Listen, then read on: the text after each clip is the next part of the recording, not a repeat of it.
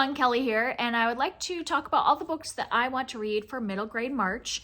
And usually when I participate in middle grade March, I have a huge TBR, but this year I wanted to be a little more realistic, so I only picked 2 things for each prompt, and actually one of the prompts I only picked 1 thing, and so that means I have a total of 2, 4, 6, 8, 9 things, which isn't too bad. And most of these were from my list of books that I really wanted to read this year in 2025, so I thought it would be good to just incorporate all of those. If you're not sure what middle grade March is, I will link down the video below, but it's just a month where we read middle grade books. And the first prompt is to read books written by authors who have 3 names, and I have 2 for that. So I have Alebrijes by Dana Barbara Higuera.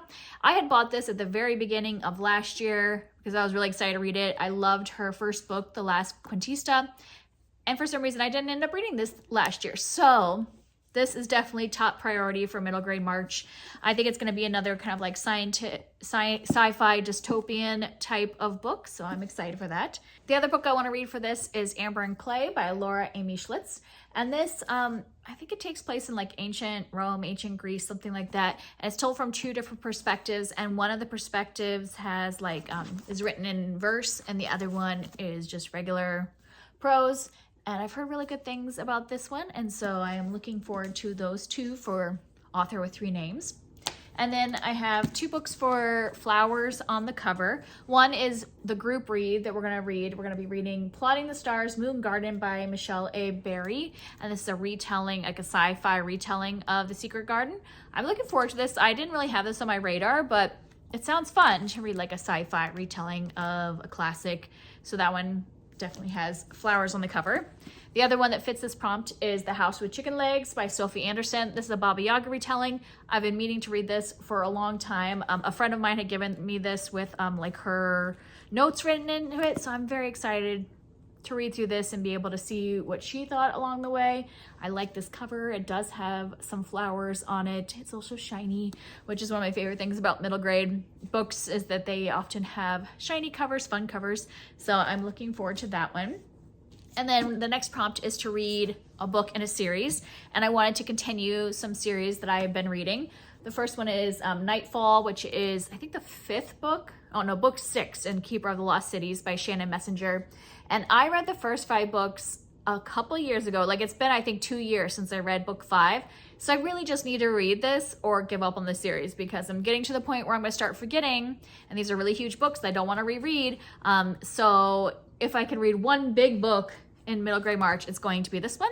And hopefully I can get back into this series, and because I have also books 7 and 8. So it'd be nice to just keep going and read the ones that I have. They're just so big. Why are they so big? What are they, like 800 pages? So hopefully I can get one big book in. And the other one is Amari and the Despicable Wonders by B.B. Alston. This is book 3. Sorry, it's probably pretty shiny. Book 3 in the Amari series. This is a fantasy series that I am excited to continue. I had reread book 2 last year in preparation to read this one. So I really need to read this so I don't end up rereading book 2 for a 3rd time. And originally it was supposed to be a trilogy, but now it sounds like he said it's going to be a 5-book series. So definitely want to keep going. And then the last one is book written in the 1900s. And for this one, I have the other buddy read, which is The Secret Garden by Frances Hodgson Burnett. So I'm excited. I have not read The Secret Garden since I was a kid. So I've never read it from like an adult perspective. So that'll be an interesting one to read. And then the other one I picked up for this is The Golden Compass by Philip Pullman. I've never read this series. And I know it's like a really popular series that was written in the 90s, I believe.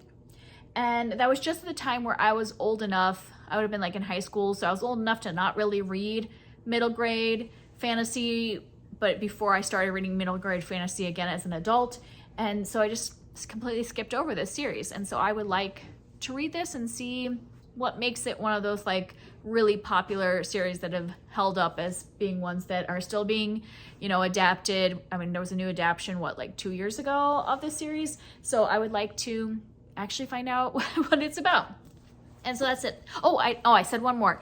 I have one on ebook. That's why I forgot. So the last prompt involves travel, and I don't normally like travel books, so I couldn't find a lot on my shelves, though I do think quest books would probably count as includes travel, which is what I picked. I ended up picking Minor Mage by T. Kingfisher, and this is about a boy who goes on a quest. So I'm assuming there will be traveling in this book because he's questing. But either way, I want to read it. I think it's a novella, so it won't be too long. And I don't really know what it's about. I just know it's like a boy who is a wizard, and I think he has to save his village by going on a quest. And maybe I'll pick another fantasy book that involves questing, because I just don't really like contemporary books that involve like road trips or things like that, which I know what maybe a lot of people would be reading for this prompt, and that's just not really my thing. So I might see what other people are reading and fill in something else, but for now, just keeping one book for this prompt, and that makes a total of 9 books. I think that's pretty doable. I hope to read all of these because they're all ones that I've been really looking forward to.